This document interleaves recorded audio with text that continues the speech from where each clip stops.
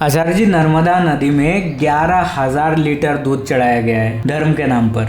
आधुनिक समय में जब पर्यावरण संरक्षण एक बड़ी चिंता है, तो आस्था और जिम्मेदारी के बीच में संतुलन कैसे बनाए रखें? नहीं, संतुलन नहीं बनाना होता, यही तो सारी समस्या है कि हमको लगता है कि अलग अलग है। देखिए, दो चीज़ें अलग अलग होती हैं, तभी उनमें संतुलन बनाना पड़ता है।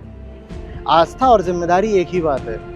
अगर आस्था वास्तविक हो और जिम्मेदारी समझी गई हो, दोनों का संबंध वास्तविक धर्म से है।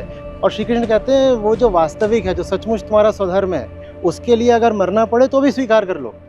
लेकिन जो तुमने कर्तव्य धर्म समझ करके ओढ़ लिए हैं, बिना जाने कि वो आ कहाँ से रहे हैं, और अब वो तुम्हारा पाखंड बन बैठे हैं, वो चीज़ ऐसी है जो तुमने समाज से, संयोग से, परंपरा से उठा ली है, और तुम्हें कुछ पता नहीं कि उसका तुम्हारी हस्ती से, तुम्हारे सत्य से क्या लेना देना है। तो वो भयावह होता है, गीता कहती है। तो वही भयावहता है परधर्म की, जो हमें चारों तरफ देखने को मिल रही है।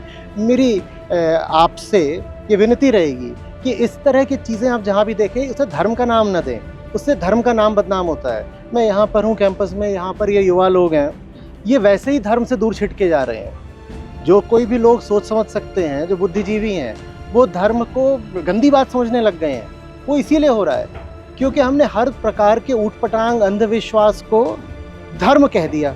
अगर वो सब धर्म है, तो ये सब जो यहाँ पर IQ वाले लोग हैं, इंजीनियर्स हैं, प्रोफेशनल्स हैं, एकेडमिक्स हैं, इन लोगों को फिर हम धर्म से दूर जाने से नहीं रोक पाएंगे। मैं पूरी जिम्मेदारी से, पूरी समझ से आपसे कह रहा हूँ कि ये सब जो प्रकृति का विनाश है, तमाम तरह का शोषण है, भेद है, अंधविश्वास है, ये सब जो चल रहा है, इसका सनातन धर्म से, वेद से, वेदांत से कोई संबंध नहीं है। ये सब बाहरी जीवाणु हैं जो धर्म के शरीर में प्रविष्ट हो गए हैं। इनको जब तक धर्म से बाहर नहीं निकाला जाएगा, तब तक धर्म अपना स्वास्थ्य नहीं पाएगा।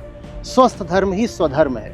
वास्तविक धर्म वो है जो हमें वेदांत में मिलता है, गीता में मिलता है, हमारे षड दर्शन में मिलता है। वो धर्म है, वो स्वधर्म है, और उसमें इस प्रकार की चीज़ों के लिए कोई स्थान नहीं है।